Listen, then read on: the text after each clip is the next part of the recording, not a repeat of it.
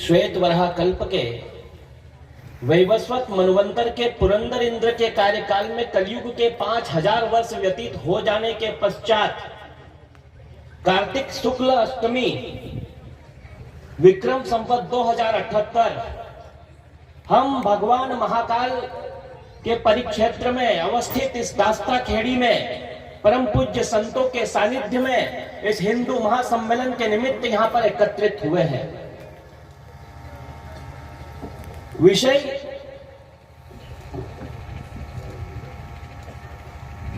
हिंदू कौन, हिंदू क्यों, हिंदू किस लिए।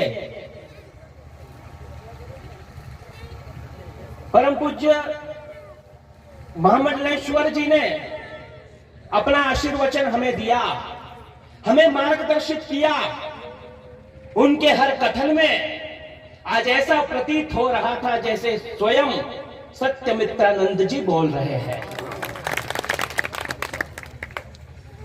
आचार्य भगवान शंकर की वो महान परंपरा जिसने इस आर्यावर्त को, इस भारतवर्ष को संपूर्ण विश्व के समक्ष विश्व गुरु के रूप में स्थापित किया। आज ये हम सबका सौभाग्य है कि एक छोटे से गांव में उस आचार्य की महान परंपरा के परम पूज्य गुरुदेव यहां पर उपस्थित हैं। आप समझ नहीं सकते हैं, हम बता नहीं सकते हैं। भावातिरेक में बहुत सारे लोगों को तो जाने के बाद पता चलेगा कि हमारे बीच कौन आकर चले गए और किस निमित्त आए हैं, किस लिए वो भ्रमण कर रहे हैं। विषय है गौ माता को राष्ट्रमाता घोषित करना। आचार्य जी इसे हम अपना सौभाग्य कहें या दुर्भाग्य कहें कि जो माता वेदों के द्वारा वंदित है, जो पूजित है, उपनिषदों ने जिसके उद्घोष किए, ग्रंथों ने जिसे कहा कि विश्व की माता है, वो मां जिसके लिए स्वयं नारायण हरि के पैर चल करके गोचारण करने निकलते हैं। वो मोर पंखधारी अपने पैरों में जूते चप्पल तक नहीं पहनते हैं। इस गौ माता की रक्षा के लिए धरती पर अवतार लेकर नारायण पैदल निकल जाते हैं। उस मां को राष्ट्रमाता घोषित करवाने के लिए हम हिंदुओं को यज्ञ और सम्मेलन करने पड़ रहे हैं। लोग कहते हैं कि इतनी गौशालाएं खुल गई। मेरा यह मानना है गौशाला होना सौभाग्य नहीं दुर्भाग्य का विषय है। यदि हर व्यक्ति अपने घर में गौपालन शुरू कर दे तो गौशालाओं को भी आवश्यकता नहीं रह जाती है। कहां से प्रारंभ करें और कहां समाप्त करें। बात हो रही है जातियों में विभाजित हो रहा है हिंदू। अभी थोड़े दिन हुए मिहिर भोज को लेकर के, सम्राट मिहिर भोज को लेकर के दो संप्रदाय, दो ताकत को भिड़ाने का दुस्साहस इस देश में किया गया। गुरुदेव हमसे पूछा गया कि आप कवि हैं, आप इतिहासकार हैं, आप हमें बताइए कि मिहिर भोज गुर्जर थे या राजपूत थे। हमने कहा कि हमारे लिए वे हिंदू थे, इतना ही पर्याप्त है। ये बहस का विषय ही नहीं है कि मिहिर भोज गुर्जर थे या राजपूत थे, वे एक हिंदू थे। और जो लड़ते हैं उनके लिए भी कहना चाहते हैं कि लड़ना है तो इस बात से लड़िए कि उन्होंने मुसलमानों की धज्जियां उड़ा दी थी। हम में से कौन आगे आकर के ये काम करना चाहता है। 1000 गायें थी उनके पास, 1440 ग्वाले थे उनकी सेना में। जाटों की यदि बात करें तो वीर तेजाजी महाराज गौमाता की रक्षा करते गए एक आदमी स्वयं भगवान हो गया। राजपूतों की यदि बात करें तो वीर बप्पा रावल 12 बरस तक गायें चराते हैं। एक बालक 12 बरस तक जब गोचारण करता है तो स्वयं भगवान एक लिंगनाथ प्रकट होकर के उसे दर्शन ही नहीं देते हैं बल्कि एक खड़ग भी थमा देते हैं। और वो सम्राट दुनिया का इतना महान सम्राट बनता है कि मोहम्मद बिन कासिम की सेना को अरब तक खदेड़ देता है और गजनी और खुरासान में भी भगवा ध्वज स्थापित कर देता है। गोमाता की महिमा का क्या बखान करे। बाबूजी की बात करें,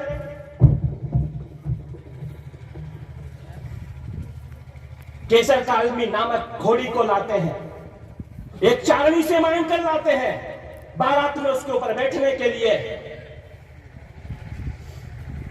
फेरे हो रहे होते हैं, 3 फेरे होने के बाद वो घोड़ी हिनहिनाती है।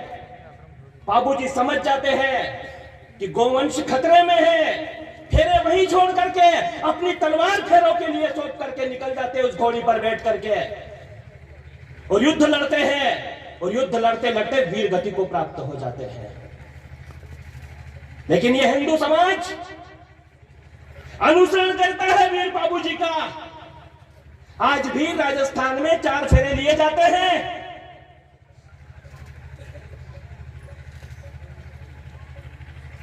और बाबूजी की फड़ सारी दुनिया में प्रसिद्ध है। ये गोमाता की रक्षा का प्रताप है। गोमाता की रक्षा जो उन्होंने की। और गुरुदेव, लोग जातियों की बात करते हैं। वीर गोगादेव चौहान वंश में जन्म हुआ। मोहम्मद गजनवी जब आक्रमण करते हुए आगे बढ़ता है तो गोगामेड़ी से चल करके वो राजपूत 52 भतीजे और 44 बेटों के साथ युद्ध लड़ता है गजनवी से। सारे के सारे योद्धा वीर गति को प्राप्त हो जाते हैं।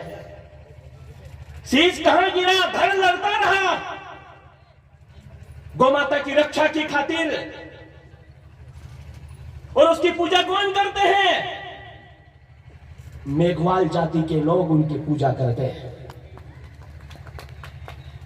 यहां तालियां ज्यादा बजनी चाहिए थी, जो कम बजी है। सनातन धर्म है ये, जहां जातियों के लिए कोई स्थान ही नहीं है। लेकिन किस तरह की बातें की जाती है इस देश में। आज संत जन यहां पर विराजमान है और संतों के सानिध्य में आयोजित यह समारोह एक उत्सव है, एक महोत्सव है। ये धरती महर्षि अगस्त की जो पी गए समंदर को, ये धरती पोरस की जो नतमस्तक कर दे सिकंदर को, ये धरती दाहिर सेन की जो कासिम के आघात को सीने पर झेला करते, ये धरती शकुंतला पुत्र की जो बालपन में सिंहों से खेला करते, ये धरती नहीं है किसी बाबर, हुमायूं, अकबर या किसी अफजल गुरु के बाप की। ये धरती तो है वीर शिवा और महाराणा प्रताप की। मैं सूर्य चंद्र की गति का निर्धारण करता। कौन है हम लोग?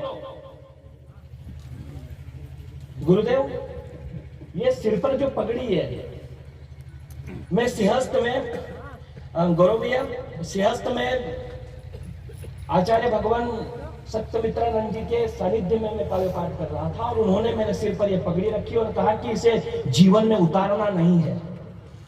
और उसके बाद मैंने संकल्प ले लिया कि जब कभी किसी मंच पर जाऊंगा तो ये पगड़ी मेरे माथे पर रहेगी। मैं सूर्य चंद्र की गति का निर्धारण करता, कभी भवरेंदु कभी सुदर्शन चक्र धारण करता। विष्णु भार्या धरा पर धर्म का संस्थापक हूँ, अपने वैदिक विचारों से मैं सर्वव्यापक हूँ। मैं वांछा कल्पद्रुम सारी विद्याओं का ज्ञाता, मैं शरणागत वत्सल, मैं भाग्य विधाता, मैं वामन, मैं विराट, मैं अदम्य साहस का सिंधु हूँ, मैं दशरथ नंदन मर्यादा पुरुषोत्तम, मुझे गर्व है मैं हिंदू हूँ। मैं कश्यप, अंगिरा, गौतम, वशिष्ठ, विश्वामित्र हूँ। मैं दुर्वासा, पाराशर, कृष्ण, द्वैपा, यनका चरित्र हूँ। मैं चरक, जाजली, अत्रि, मैत्रेय, भरद्वाज में शल्य हूँ। अरे चरवाहे को चंद्रगुप्त बना देता मैं कौटिल्य हूँ। मैं सांदीपनी जगत गुरु श्री कृष्ण का आचार्य हूँ। मैं अद्वैत वेदांत का प्रणेता, मैं आद्य शंकराचार्य हूँ। मैं ब्रह्मांड का, मैं सृष्टि का सजग बिंदु हूँ। मैं भुवनेश्वरी का लाल विवेकानंद, मुझे गर्व है मैं हिंदू हूँ। मैं देवासुर संग्राम में देवताओं की सेना का नायक हूँ। मैं इक्ष्वाकु अनेकों बार देवराज इंद्र का सहायक हूँ। मैं भागीरथ गंगा को धरा पर लाया धरणी के उद्धार को। अभिमन्यु बनकर सह जाता हूँ वैरियों के वार को। अश्वमेध अश्व को रोकते लवकुश का ओज में। यशोधर्मा हरिश्चंद्र प्रतापी विक्रम भोज में। गौरी को परास्त करते पृथ्वीराज का ताप हूं। अकबर द ग्रेट को धूल चटाने वाला मैं महाराणा प्रताप। ऐसा नहीं, एक बार जय श्री राम का जय घोष लगे तो फिर लगना चाहिए गुरुदेव को कि उन्होंने जो कहा है वो ऊर्जा समुची आपके हृदय में प्रविष्ट हो चुकी है। दोनों मुष्टिकाएं भींच करके, दोनों हाथ ऊपर उठा करके, भारत माता की, भारत की जय श्री राम, जय श्री राम।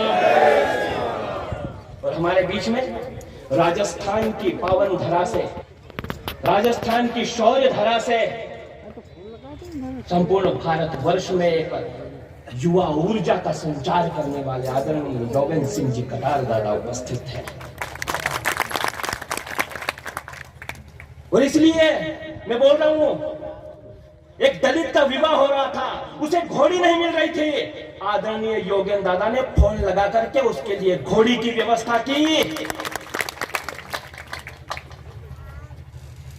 जाग चुका है हिंदू अब। और जिस तरह से 492 वर्ष का संघर्ष पूर्ण हुआ, दुनिया के इतिहास का सबसे बड़ा युद्ध हमने जीता इन आचार्यों, संतों और महंतों के आशीर्वाद से।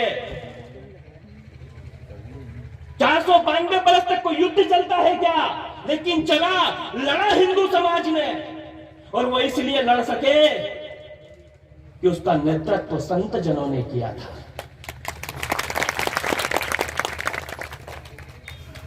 और जिस तरह से ईसाई मिशनरी को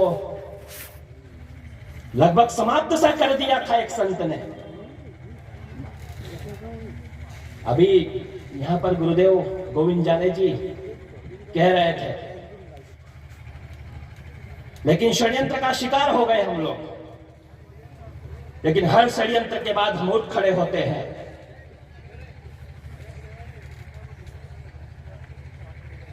मैं सरयू का तट, गुरुदेव कुछ पंक्तियां ये समर्पित करता हूं मेरे इन भाइयों के लिए, इन बहनों के लिए, जिन्होंने ये हिंदू सम्मेलन यहां पर आयोजित किया है दास्ता खेड़ी में। और कुंवर महेंद्र सिंह, जिनकी माताजी का देहावसान हो गया, लेकिन उन्होंने कहा कि